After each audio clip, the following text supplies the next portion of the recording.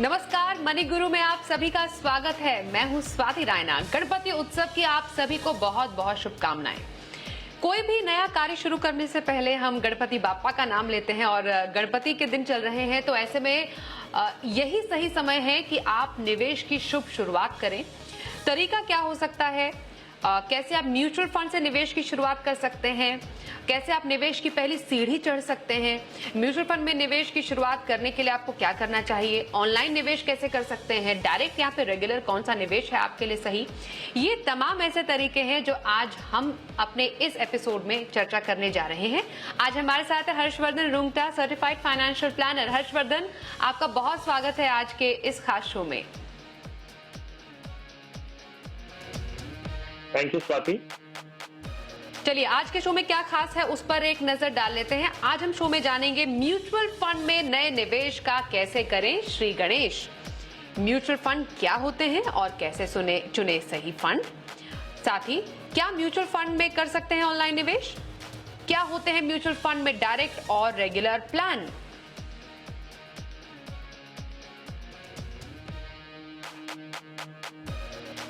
तो निवेश का श्री गणेश करने जा रहे हैं हम हर्षवर्धन आज के इस शो में, और मौका भी है, दस्तूर भी है। इसलिए मैं आपसे समझना चाहती हूं कि निवेश की शुभ शुरुआत म्यूचुअल फंड से ही क्यों, क्या है इसकी खासियत? देखिए स्वाति, ऐसी बात है कि हर एक इंसान जो होता है वो अपनी फील्ड का एक्सपर्ट होता है। मान लीजिए कि अगर कोई इंजीनियर है तो ऑब्वियसली वो इंजीनियरिंग अपना काम जो है बहुत अच्छी तरह जानते हैं। अगर कोई इलेक्ट्रिशियन है वो अपना काम अच्छी तरह जानते हैं। तो हर इंसान की अपनी एरिया ऑफ एक्सपर्टीज होती है। अब इन सभी सभी जो प्रोफेशन है, हर कोई इंसान अगर है तो उनको एक चीज बांधे रखती है साथ में, वो है कि एक कमाई करते हैं और उस कमाई का एक हिस्सा वो जमा और इन्वेस्ट करना चाहते हैं ताकि आगे जाके उन्हें वो काम आए। अब ऐसा होता है कि अब अपनी एरिया ऑफ एक्सपर्टीज है आपको उस, और इन्वेस्टमेंट एक अलग ही और एक स्पेशलाइज्ड एरिया है। आप पैसे कैसे जमा करें, कहाँ करें, उसे कैसे मॉनिटर करें, ये हर इंसान के लिए अब पॉसिबल नहीं होता है। तब क्या होता है, हम एक सहायता लेते हैं, हम एक ऐसी ऑर्गेनाइजेशन की सहायता लेते हैं जो इस फील्ड के एक्सपर्ट है, जो इन्वेस्टमेंट के एक्सपर्ट है, जो मार्केट्स को ट्रैक करते हैं, और ये सर्विसेज वो हमें देते हैं एक छोटी सी फीस के लिए। तो हम क्या करते हैं, हमें हमारा उद्देश्य क्या है, हमारा ऑब्जेक्टिव ये है कि हम पैसा जमा करना चाहते हैं और एक अच्छी जगह पे उसे इन्वेस्ट करना चाहते हैं, और हम नहीं, हम में वो शायद एक्सपर्टीज नहीं है कि हम उसे ट्रैक कर सकें। तो म्यूचुअल फंड इस जरिए इस पूरी एरिया को कवर करता है, और ये हर एक इंसान के लिए एक फैसिलिटी है जिसके बेसिस पे आप इन्वेस्टमेंट कहाँ करें उसकी टेंशन ना लें। सिर्फ आप अपना उद्देश्य बनाएं कि मुझे लक्ष्य क्या है, मुझे क्यों जमा करना है और कहाँ करना है, और फिर आप अपने पैसे म्यूचुअल फंड्स को अगर दे दें तो ये आपके लिए प्रोफेशनली मैनेज करते हैं। बेसिकली आप अपनी जो इन्वेस्टमेंट की जो प्रैक्टिस है, जो प्रोसेस है, वो पूरा आप आउटसोर्स कर दिए किसी और एजेंसी को। हम्म तो आपका जो पैसा है, आपकी जो गाढ़ी कमाई है, वो सुरक्षित हाथों में रहे, ये म्यूचुअल फंड में जो निवेश है या जो फंड मैनेजर्स हैं वो इस बात को सुनिश्चित करते हैं। लेकिन हाँ, आपको भी इसके लिए काफी ज्यादा जागरूक रहने की जरूरत है। अब कई जो दर्शक है हमसे पूछते हैं कि म्यूचुअल फंड डेफिनेटली निवेश का एक बेहतरीन जरिया तो है, लेकिन शेयर बाजार यानी डायरेक्ट इक्विटी भी लोगों को काफी ज्यादा अट्रैक्ट करती है। तो अगर निवेश का श्री गणेश करना है तो शेयर बाजार से क्यों नहीं? एक जो नया निवेशक है, क्या वो शेयर बाजार में डायरेक्ट एंट्री करे तो उसके लिए सही है, या उसके पहले उसको थोड़ा सीखने की जरूरत है? देखिए स्वाति, शेयर मार्केट क्या है, अगर हम मार्केट समझें कि मार्केट होता क्या है। कोई भी बाजार जब हम बात करते हैं, हो सकता है कपड़ा बाजार हो या हो सकता है कि दवा बाजार हो। तो बाजार क्या होता है कि एक ऐसी ऐसी जगह होती है जहां पे बायर और सेलर एक साथ आके मिलते हैं। तो शेयर बाजार भी क्या है, वो है कि जिन्हें शेयर्स खरीदने हैं और जिन्हें शेयर्स बेचने हैं, वो एक ही जगह पे मिल जाए, तो वो है शेयर बाजार। तो शेयर बाजार सिर्फ एक फैसिलिटेट करता है कि किसी को बेचना या खरीदना है तो एक ही प्लेटफॉर्म पे आके आप वो ट्रांजैक्शन कर सकते हैं। अब जब इन्वेस्ट करने की बात आती है, अगर मैं शेयर बाजार में जाता हूँ, 6,000 कंपनियां करीबन लिस्टेड हैं, तो मुझे ये तय करना होगा कि इन 6,000 कंपनियों में से मैं कौन सी कंपनी के शेयर्स खरीदूं, इन्हें कब खरीदूं, कब ये सही मौका होगा कि मुझे इसमें से बेच के निकल जाना है। तो ये सारा एक कंटिन्यूअस प्रोसेस है। अगर आपके पास वो क्षमता है, आपके पास वो एक्सपर्टीज़ है कि आप अपने आप से ये शॉर्टलिस्ट कर सकें कि कौन-सी कंपनी खरीदनी, कब बेचनी। अगर ये चीज़ आप कर सकें तो अच्छी बात है, नहीं कर सके, तो ये काम आपको किसी को देना होगा जो ये काम में एक्सपर्ट्स हैं, जो हम म्यूचुअल फंड्स की बात कर रहे हैं। तो अक्सर हम ये मानते हैं कि ये जो प्रोसेस है वैल्यूएशंस का कि कब खरीदें, कितने भाव में सही है, कौन-सी कंपनी खरीदें, ये जो प्रोसेस है लोगों को पूरी ज़िंदगी निकल जाती है ये चीज़ समझने के लिए। अगर कोई एक नया निवेशक आ रहा है, तो ज़ाहिर-सी बात है कि उन्हें शेयर मार्केट की एक्सपर्टीज़ नहीं होगी। तो ये मेरी सलाह ये रहेगी कि आप जब शुरू कर रहे हैं, तो किसी प्रोफ़ेशनल की हेल्प लें, व्हिच इज़ म्यूचुअल फंड्स, जो उनका काम पूरे टाइम का काम ही ये है कि वो मार्केट को ट्रैक करते हैं। तो म्यूचुअल फंड के ज़रिए करें, तो एक एक्सपीरियंस अच्छा होगा। जैसे धीरे-धीरे आगे जाते हुए अगर वो कंफर्टेबल हो जाएँ, उनको खुद एक्सपर्टीज़ आ जाए, तब वो शेयर मार्केट में करें तो शायद बेटर होगा। अच्छा हर्षवर्धन, मुझे एक बात बताइए, अगर हम जोखिम की बात करते हैं तो जैसे शेयर बाजार में तो काफी जोखिम होता है। कमजोर दिल वालों के लिए शेयर बाजार कहते हैं नहीं होता है, आपको थोड़ा सा अपने आप को प्रिपेयर रखना पड़ता है। लेकिन जोखिम तो म्यूचुअल फंड में भी होता है, तो दोनों के जोखिम में डिफरेंस क्या होता है अगर हम शेयर बाजार और म्यूचुअल फंड की तुलना करें तो? ये एक्चुअली बहुत एक इंटरेस्टिंग क्वेश्चन है स्वाति, तो आई एम हैप्पी कि आपने ये सवाल पूछा। देखिए, शेयर बाजार में अगर कोई एक इंसान खुद से निवेश करने के लिए आता है, वो एक पूंजी लेके आता है। मान लीजिए 50,000 रुपए होंगी, लाख रुपया होगा, या कई लोग को इससे ज्यादा भी अमाउंट हो सकता है। जभी भी आप शेयर मार्केट में डायरेक्टली इन्वेस्ट करने के लिए आते हैं, आप अगर कोई कंपनी के शेयर्स खरीद रहे हैं, तो मान लीजिए आप 50,000 या लाख रुपया जमा करना चाहते हैं, इन्वेस्ट करना चाहते हैं। आप कितनी कंपनियों में इसे स्प्रेड कर पाएंगे? आप, मेरे हिसाब से अगर आप 50,000 से इन्वेस्ट करना चाहते हैं, तो आप मैक्सिमम 2 कंपनी के शेयर्स खरीद पाएँगे। यही चीज़ अगर आप म्यूचुअल फंड के ज़रिए करते हैं, तो आप 50,000 क्या, आप अगर ₹5,000 भी निवेश करते हैं शुरू करने के लिए, एक साथ में आपको उस पोर्टफोलियो के सारे शेयर्स में आपका पैसा डिवाइड हो जाता है। तो कोई भी म्यूचुअल फंड अगर एक पोर्टफोलियो बनाता है, तो उनमें करीबन 30 से 40 कंपनियों में निवेश करते हैं। तो जब आप ₹5,000 या ₹50,000 या ₹1,00,000 अगर आप देते हैं, तो पैसे आपके 30-40 कंपनियों में डिवाइड हो जाता है। और इसके कंपैरिजन में जब आप खुद से शेयर खरीदने आएँगे, तो ₹50,000 में आप 50 कंपनियाँ तो डेफिनिटली नहीं खरीद पाएँगे। तो एक डाइवर्सिफिकेशन जो ऑटोमैटिकली आपको मिलता है, वो म्यूचुअल फंड में ज़्यादा आपको डाइवर्सिफिकेशन मिलता है और शेयर्स में आपको कम मिलेगा। दूसरा ऑफ कोर्स एक एडवांटेज जो हमने बताया कि जो प्रोफेशनल फंड मैनेजर्स हैं, उन्होंने अपनी पूरी ज़िंदगी इसी चीज़ में लगा रखी है, और वो पूरी कंपनी है, वो जो म्यूचुअल फंड है, वो पूरा रिसर्च टीम यही देखता है कि कब खरीदना, कब बेचना। तो आपको ये प्रोफेशनल जो सर्विस है, ये आपको बहुत ही नॉमिनल कॉस्ट में आपके पैसे आपको जमा करने का ऑप्शन मिलता है, प्लस जो डाइवर्सिफिकेशन। तो ज़ाहिर-सी बात है, अगर आपने ₹50,000 में 50 कंपनियाँ खरीद रखी, तो आपका रिस्क कम होगा, और जहाँ पे आपने 1 या 2 कंपनी खरीदी, उसमें आपका रिस्क ज़्यादा होगा। तो येस, कि म्यूचुअल फंड में करने से थोड़ा जोखिम कम हो जाता है, only with respect to the fact कि उसमें आपको डाइवर्सिफिकेशन थोड़ा ज़्यादा मिल जाता है। चलिए हर्षवर्धन, अब आपसे ये समझते हैं कि निवेश की पहली सीढ़ी कैसे चढ़ी जाए। म्यूचुअल फंड में किसी को निवेश की शुरुआत करनी है तो सबसे पहले जो स्टेप है वो क्या होना चाहिए? क्योंकि अगर हमें कहीं पर पैसे डालने हैं अपने, तो हमें किन बातों का ध्यान रख के निवेश की शुरुआत करनी चाहिए? वेल स्वाति, 2 चीज़ों का ध्यान रखना है। एक ऑब्वियसली जो आपके लक्ष्य हैं, गोल्स हैं, प्रोफाइल है, उसके बारे में है, और दूसरा है जो प्रोसेस है। तो पहले हम बात करते हैं कि जो आपके लक्ष्य और गोल्स को ध्यान रखते हुए, आपके प्रोफाइल को ध्यान रखते हुए आप कैसे शुरुआत करेंगे। तो पहली चीज़ ऑफ कोर्स आपको ये असर्टेन करनी है, आपको ये डिसाइड करना है कि आपकी रिस्क प्रोफाइल कैसी है, और आप इक्विटीज़ जो शेयर्स है, डेट है, या हाइब्रिड फंड्स जो बैलेंस फंड्स हम बोलते हैं, वैसे कौन से टाइप के फंड में आपको पैसे लगाने हैं, आपकी रिस्क प्रोफाइल क्या है। एसेट एलोकेशन की बात करते हैं, कितने पैसे अगर आप डिवाइड करके भी लगाते हैं, तो कितने पैसे आपके इक्विटी में होंगे, कितने डेट में होंगे।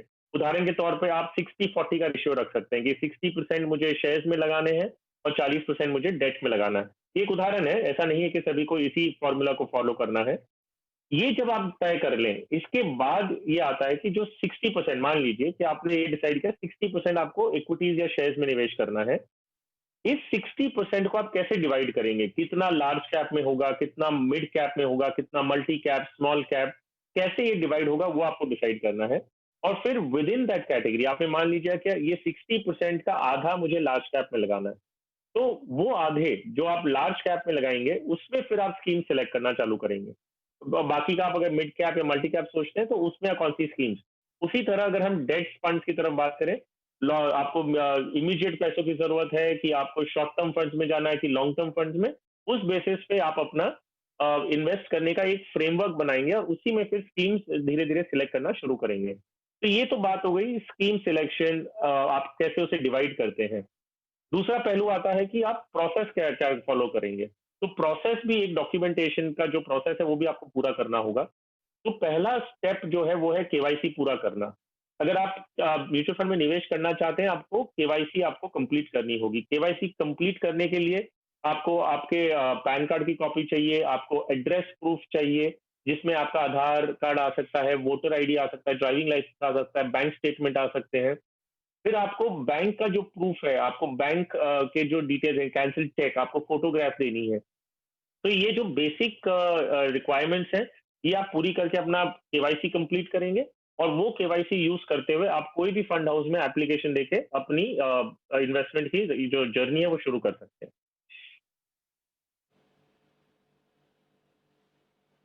ओके। तो बेसिक जो कहीं पर भी जैसे मानिए आप बैंक में भी जाते हैं अपना अकाउंट खोलने के लिए, कहीं पर भी जहां पर फाइनेंशियल ट्रांजैक्शंस इन्वॉल्व होती है, तो वहां पर आपको कुछ बेसिक जो डॉक्यूमेंट्स हैं वो देने पड़ते हैं।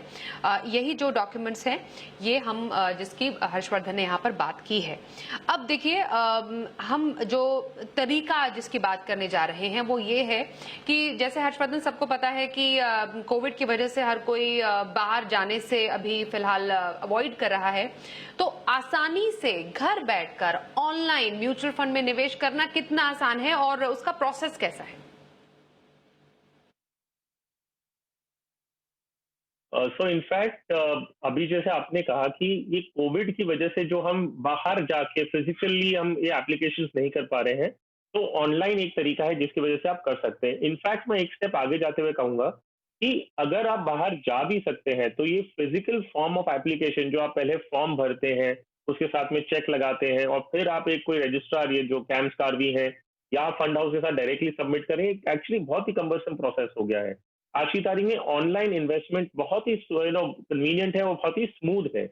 आप अपनी केवाईसी भी ऑनलाइन कंप्लीट कर सकते हैं। तो ऐसा नहीं है कि आपको केवाईसी पहले ऑफलाइन करना होगा, फिर निवेश ही ऑनलाइन करते हैं। तो म्यूचुअल फंड में निवेश का श्री गणेश जिसकी हम चर्चा कर रहे हैं, वक्त एक छोटे से ब्रेक का हो गया है। ब्रेक के बाद हम जानेंगे म्यूचुअल फंड में निवेश के दो तरीके यानी डायरेक्ट और रेगुलर क्या होते हैं दोनों। इस पर चर्चा थोड़ी देर में, देखते रहिए मनी गुरु।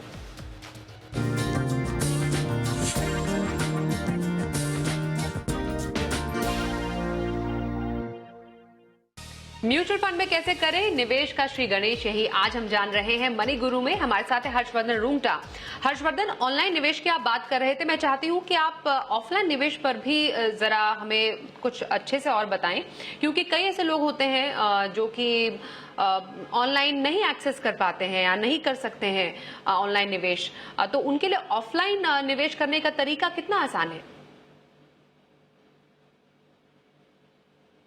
वेल अगर हम ऑफलाइन इन्वेस्ट करने की बात कर रहे हैं तो it is not very difficult. इसमें सिर्फ जो प्रोसेस होता है कि आपको मैन्युअली बाहर जाके फॉर्म भरने हैं, बस वो अगर सुविधा को हटा दें तो बाकी जो प्रोसेस इन्वेस्टमेंट का है वो काफी सिंपल है कि आपको जो जो भी फंड हाउस में आप निवेश करना चाहते हैं वो फंड हाउस में जाके या आप रजिस्ट्रार जो कैम्स भी हैं वहां जाएं। वहां से कॉमन एप्लीकेशन फॉर्म एक होता है जिसमें आप अपने इन्वेस्टर की जो डिटेल्स होती हैं वो बेसिक डिटेल्स ली जाती है। एसआईपी अगर आप रजिस्टर करना चाहते हैं तो एक अलग फॉर्म होता है जिसमें आप एसआईपी के डिटेल्स भरते हैं और जो मैंडेट देते हैं कि भाई हर महीने आपके अकाउंट में से डेबिट हो जाए। तो ये पूरे डेटा आपके जो सपोर्टिंग डॉक्यूमेंट्स के साथ में, जैसे मैंने केवाईसी के डॉक्यूमेंट्स बताए, वो देख के आपको सबमिट करना होता है और आपका इन्वेस्टमेंट शुरू हो जाता है। कई जो दर्शक है उनको ये मालूम भी नहीं है कि डायरेक्ट निवेश क्या होता है, रेगुलर निवेश क्या होता है। तो दोनों ही हमें बताइए कि डायरेक्ट निवेश, डायरेक्ट प्लान मतलब क्या और रेगुलर प्लान क्या है? वेल स्वाति, अगर आप एक कोई भी स्कीम डिसाइड करते हैं, मान लीजिए आपने एक जो लार्ज कैप फंड है, एक इंडेक्स फंड की बात कर लेते हैं। आपने ये डिसाइड किया कि मुझे एचडीएफसी इंडेक्स फंड में पैसे जमा करने हैं। तो इसके 2 तरीके हैं। एक है कि ये स्कीम आपको ऑलरेडी मालूम है कि मुझे इसमें निवेश करना है, मुझे कोई भी एडवाइज़र की ज़रूरत नहीं है। ये स्कीम को मैनेज या ट्रैक करना, जो सर्विसिंग इश्यूज़ हैं, वो सारी मैं अपने आप से कर सकता हूँ।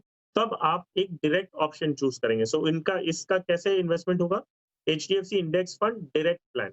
इसमें आप जब निवेश करते हैं, इसमें कोई एडवाइज़र इन्वॉल्व नहीं होता है और जब आपको इसमें एडवाइज़र इन्वॉल्व नहीं है, तो कोई कमीशन या वगैरह जो भी डिस्ट्रीब्यूटर को जाती है, वो भी इन्वॉल्व नहीं होती। तो ज़ाहिर-सी बात है कि जो कॉस्ट बचता है, वो इन्वेस्टर को पास ऑन किया जाता है। तो अगर आपने एक डायरेक्ट प्लान में निवेश किया है, तो आपका जो फंड मैनेजमेंट चार्ज है या जो टोटल एक्सपेंस रेशियो जो म्यूचुअल फंड आपसे चार्ज करती है, वो थोड़ा कम करती है, क्योंकि उन्हें कोई कमीशन देना नहीं होता। इसके एवज़ में जो दूसरा रेगुलर प्लान है, इसी स्कीम का HDFC index fund regular plan मान लीजिए। तो ये रेगुलर प्लान में जब आप इन्वेस्ट करते हैं, तो उसमें एक एडवाइज़र जुड़ा हुआ होता है और उस एडवाइज़र को फंड हाउस कमीशन भी देती है। तो अगर कमीशन देती है, तो वो पैसा आपके एज़ एन इन्वेस्टर उन्हीं से लेके देती है।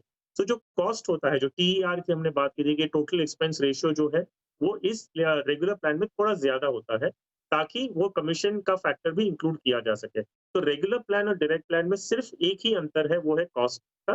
बाकी और कोई पोर्टफोलियो कंस्ट्रक्शन या फंड मैनेजर अलग होते हैं, ऐसा कोई भी डिफरेंस नहीं है। एब्सोल्युटली सेम, सिर्फ जो एक्सपेंस रेशियो आपसे चार्ज किया जाता है, रिकवर किया जाता है, वो डायरेक्ट प्लान में कम होता है और रेगुलर प्लान में ज़्यादा होता है। तो ऐसे में कई दर्शक तो यही समझेंगे या उनको लगेगा कि ये तो बेटर है कि डायरेक्ट प्लान में ही निवेश किया जाए, थोड़ा कमीशन भी बच जाएगा और शायद उनके जो रिटर्न है उस पर भी इसका असर पड़े। तो क्या एक नया निवेशक एक डायरेक्ट प्लान में ही निवेश की शुरुआत करे? ये एडवाइजेबल है? नहीं है तो क्यों नहीं है? देखिए स्वाति, ऐसी बात है, जैसे हमने शुरुआत में कहा था कि हर एक इंसान की खुद की एरिया ऑफ एक्सपर्टीज़ होती है। अगर एक इंजीनियर है, मान लीजिए, तो उन्हें अपने एरिया के बारे में, अपनी फील्ड के बारे में, अपने जॉब के बारे में आइडिया है। अगर मुझे कोई अपने मान लीजिए इलेक्ट्रीशियन का काम करवाना है घर में, तो एक ऑप्शन है मैं गूगल सर्च करके इलेक्ट्रीशियन का काम भी खुद कोशिश करूँ करने की, और इसके अलावा मैं ये करता हूँ कि मैं एक इलेक्ट्रीशियन को बुला के अपना काम करवा लेता हूँ, जिसे मुझे पैसे देने होंगे। तो अगर आप ये मानते हैं कि आप अपना इन्वेस्टमेंट खुद कर सकते हैं और आपके पास एक्सपर्टीज़ है, तब आप बेशक डायरेक्ट प्लान में जाएँ। लेकिन अगर आपको ऐसा लगता है कि मुझे एक एक्सपर्टीज़ की ज़रूरत है, तो आपको ज़ाहिर-सी बात है कि उसका पैसा देना होगा। तो अगर आप नए निवेशक हैं, क्योंकि आपने पूछा क्या एक नया निवेशक सिर्फ़ कॉस्ट देखते हुए डायरेक्ट प्लान में जाए? मेरी सलाह इसमें लिए मैं सहमत नहीं हूँ। सिर्फ़ इसी कारण से, क्यों कई बार हमें ऐसा नहीं हो कि हम थोड़ा-सा खर्चा बचाने के लिए हम कोई गलत प्रोडक्ट में निवेश कर लें। अगर मुझे गाइडेंस मिलता है और मुझे थोड़ा कॉस्ट देना पड़ता है और उसकी वजह से मुझे एक प्रोफेशनल एक्सपर्टीज़ मिलती है, मेरे हैंड होल्डिंग होती है, तो definitely it is making sense कि आप कोई एडवाइज़र की हेल्प लेके निवेश करें। अपनी खुद की अमूमन ज़िंदगी में देखिए कि हम हर चीज़ खुद कर सकते हैं अगर चाहें तो, लेकिन हम कोई एक्सपर्ट एक्सपर्ट की हेल्प लेते हैं। हम डॉक्टर के पास जाते हैं, लॉयर के पास जाते हैं, तो हम चार्टर्ड अकाउंटेंट के पास जाते हैं। हर चीज़ हम चाहें तो खुद कर सकते हैं। तो सिर्फ़ खर्च प्लान ले रहे हैं तो शायद गलत होगा। कोई बात नहीं, अगर आपके पास सारी नॉलेज है, आप खुद कर सकते हैं, तो बेशक डायरेक्ट प्लान में जाइए। सिर्फ़ खर्चा देखते हुए आप अगर डायरेक्ट प्लान में जा रहे हैं, तो गलत होगा। हर्षवर्धन, जरा एक बात बताइए कि नए निवेश की शुरुआत में डेट जो निवेश है या फिर इक्विटी में जो निवेश है, वो कौन सी कैटेगरी के फंड से उसकी शुरुआत करनी चाहिए? क्योंकि इतनी सारी कैटेगरीज है, एक नया निवेशक तो कंफ्यूज हो जाएगा कि शुरुआत कहाँ से करें। नया निवेशक इन्वेस्ट करना चाह रहा है, तो उनके लिए सबसे बेस्ट है कि अगर इक्विटी उनको उन्होंने चूज़ किया है, तो इंडेक्स फंड से शुरू करें। ये एक बहुत ही अच्छा तरीका है। मैं चाहते हैं तो एक short term debt fund category अच्छी है, जिसमें आप शुरू कर सकते हैं। और अगर आप ये नहीं डिसाइड कर पा रहे हैं कि कितना इक्विटी, कितना डेट और अलग-अलग स्कीम्स नहीं लेना चाहते, तो आप एक हाइब्रिड फंड में निवेश कर सकते हैं, जिसके तहत आपको इक्विटी और डेट दोनों का मिक्सचर मिल जाएगा। ओके। और पोर्टफोलियो में कितने फंड रखने चाहिए? अब डिसाइड कर लिया कि फाइन ठीक है, इक्विटी डेट में हमें कैसे निवेश करना है, लेकिन फंड रखने कितने हैं? क्योंकि जो नया निवेशक कई बार होते हैं, कोई भी निवेशक, पुराने निवेशक भी अपने फंड में अपने पोर्टफोलियो में भरमार रख देते हैं फंड्स की। तो कितने फंड सही किसी पोर्टफोलियो में? देखिए, अगर आप शुरू कर रहे हैं और आपकी रकम अगर बहुत ज़्यादा नहीं है, अगर मान लीजिए आप एक डिसेंट अमाउंट से शुरू कर रहे हैं जो 10 या 20,000 रुपए महीने के हैं, तो आप टोटल में ये मान के चलिए कि आपको 5 या 6 स्कीम से ज़्यादा अपने पोर्टफोलियो में नहीं रखना है। अगर आपका इन्वेस्टमेंट बहुत ज़्यादा हो जाता है, तो डेफ़िनिटली आप ये कोशिश करेंगे कि भई आप अलग-अलग फंड हाउस को पैसे दें, ताकि आप फंड हाउस डाइवर्सिफ़िकेशन भी आपका होता है। लेकिन अक्सर हमने ये देखा है कि अगर एक कॉर्पस जितना भी एक रीज़नेबल अमाउंट भी अगर होता है, तो 5 या 6 फंड अगर अपने पोर्टफ़ोलियो में होते हैं, तो डाइवर्सिफ़िकेशन का काम पूरा हो जाता है। अक्सर आपने जैसे कहा कि लोगों के पास बहुत सारी स्कीम्स जुड़ जाती हैं, वो इसीलिए होती है क्योंकि आप एक-एक स्कीम का नाम सुनते हैं और वो सुनते हुए आप इन्वेस्टमेंट करना शुरू करते हैं। तो आपने मान लीजिए एक पर्टिकुलर स्कीम में शुरू किया, बाद में आपने कोई और स्कीम का नाम सुना कि अच्छी है, आप पहली वाली रहने देते हैं और दूसरी और जोड़ लेते हैं। तो ऐसे करते-करते आपके पास बहुत सारी स्कीम्स जुड़ जाती हैं, तो वो आपको आगे जाते हुए अवॉइड करना ज़रूरी है। हम्म। और कैसे लक्ष्यों के लिए म्यूचुअल फंड में निवेश की शुरुआत कोई निवेशक कर सकता है? क्योंकि यूजुअली हम देखते हैं कि हम पीपीएफ में लंबे टाइम के लिए पैसा रखते हैं, शॉर्ट टर्म के लिए एफडी छोटी छोटी जो लोग हैं वो करते हैं, जो थोड़े से ट्रेडिशनल वे ऑफ इन्वेस्टमेंट है। तो इम्पोर्टेंट गोल्स कौन से होने चाहिए जिसको म्यूचुअल फंड के जरिए साधा जा सकता है? इनफैक्ट आप अपनी लाइफ के सारे गोल्स आप म्यूचुअल फंड के थ्रू अचीव कर सकते हैं। म्यूचुअल फंड्स के पास प्रोडक्ट्स हैं जो 1 दिन के लिए भी अगर आपको पैसे लगाने हैं, तो उसके लिए भी आपके पास एक प्रोडक्ट होता है, और आपको 10, 20 या 30 साल के लिए भी अगर इन्वेस्ट करना हो, तो उसके लिए भी आपके पास प्रोडक्ट्स होते हैं। तो आप अपनी लाइफ के सारे लक्ष्य जो हैं, वो पूरे आप एक म्यूचुअल फंड के पोर्टफोलियो बास्केट बना के आप पूरे कर सकते हैं, क्योंकि उसमें बिना इक्विटी के भी है ना इन्वेस्टमेंट्स होता है, इक्विटी इन्वेस्टमेंट्स भी होता है, गवर्नमेंट सिक्योरिटीज हैं आपके पास, आपको जिस हिसाब से आपको कॉम्बिनेशन का प्रोडक्ट चाहिए, मान लीजिए इक्विटी आपको 10% ही अपने पोर्टफोलियो में चाहिए, वैसा भी एक हाइब्रिड फंड है। अगर आपको 80 या 90% इक्विटी चाहिए, उसका भी प्रोडक्ट है आपके पास। सो हर तरीके के प्रोडक्ट्स अवेलेबल हैं, और हर लक्ष्य को आपके शॉर्ट टर्म इमरजेंसी फंड्स हैं, आपको गाड़ी खरीदनी है, आपके बच्चों की पढ़ाई या ये शादी की बात है, आपको घर खरीदना है या रिटायरमेंट प्लानिंग, सभी तरीके के इन्वेस्टमेंट्स या गोल्स के लिए आप म्यूचुअल फंड को अपना सकते हैं। हम्म। अब सबसे इम्पोर्टेंट, कोई भी काम शुरू करने से पहले या नया काम शुरू करने से पहले हम उसके प्रोज एंड कॉन समझते हैं। मतलब कहां पर हमें ध्यान देने की जरूरत है और कहां पर हमें सतर्क रहने की जरूरत है। तो म्यूचुअल फंड में निवेश से पहले किन जरूरी बातों को समझना किसी भी निवेशक के लिए जरूरी है? क्योंकि ये कोई स्मूथ सेलिंग तो नहीं है, इसमें रिस्क भी है, इसमें अच्छा रिटर्न भी है। तो कौन सी ऐसी 4 अहम बातें हैं जिसको निवेशक ध्यान में रखे?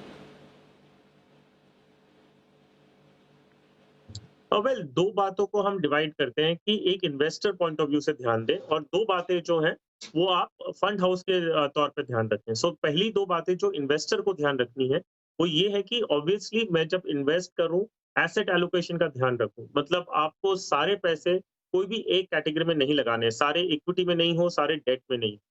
तो ये चीज़ों का मुझे ध्यान रखना है कि मैं कैसे इसे डिवाइड करूँ। दूसरी बात का आपको जो ध्यान रखना है, वो सिर्फ कि मैं कोई भी स्कीम अगर सिलेक्ट करूँ, तो मैं सिर्फ रिटर्न्स देखते हुए नहीं करूँ। मैं अपनी खुद की प्रोफ़ाइल को समझूँ कि भई मुझे लार्ज कैप में कितना करना है, मिड कैप में, स्मॉल कैप में कितना करना है, उसको ध्यान में रखते हुए करूँ। ये नहीं देखते हुए कि स्मॉल कैप ने बहुत अच्छा रिटर्न दिया, तो सारे पैसे हमने स्मॉल कैप में लगा रखे हैं। तो ये इन्वेस्टर पॉइंट ऑफ व्यू से हो गया।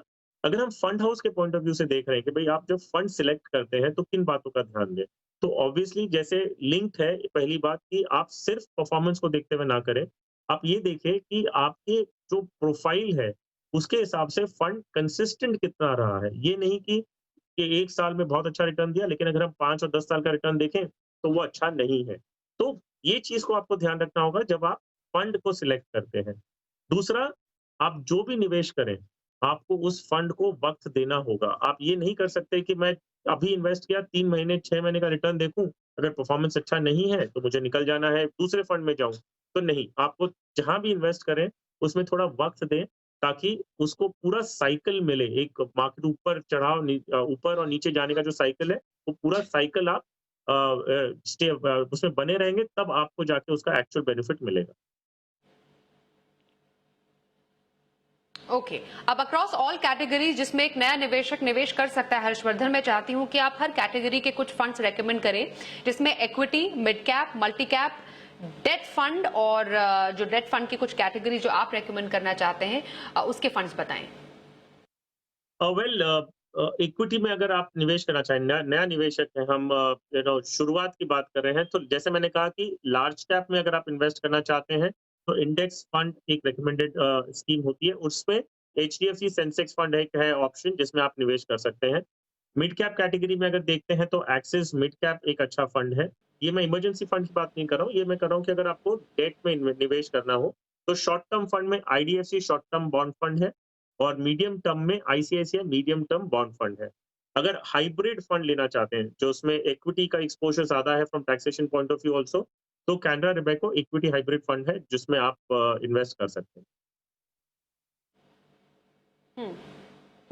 तो कुछ ऐसी कैटेगरीज के फंड्स जहां पर आप निवेश की शुरुआत कर सकते हैं। सबसे इंपॉर्टेंट, कहीं पर भी निवेश की शुरुआत करें आपको शुरुआत में एडवाइजर की जरूरत पड़ेगी और उसके बाद जब जैसे जैसे धीरे धीरे आपको समझ में आता है आप खुद भी अपने इन्वेस्टमेंट को कंट्रोल कर सकते हैं। तो म्यूचुअल फंड में निवेश की शुरुआत के क्या टिप्स हो सकते हैं आज हमने जाने हर्षवर्धन से। बहुत शुक्रिया हर्षवर्धन हमारे साथ मनी गुरु में आज शामिल होने के लिए। तो इसी के साथ आज के इस एपिसोड में बस इतना है ही। वक्त एक छोटे से ब्रेक का हो गया है। खबरों का सिलसिला जारी रहेगा, देखते रहिए जी बिजनेस।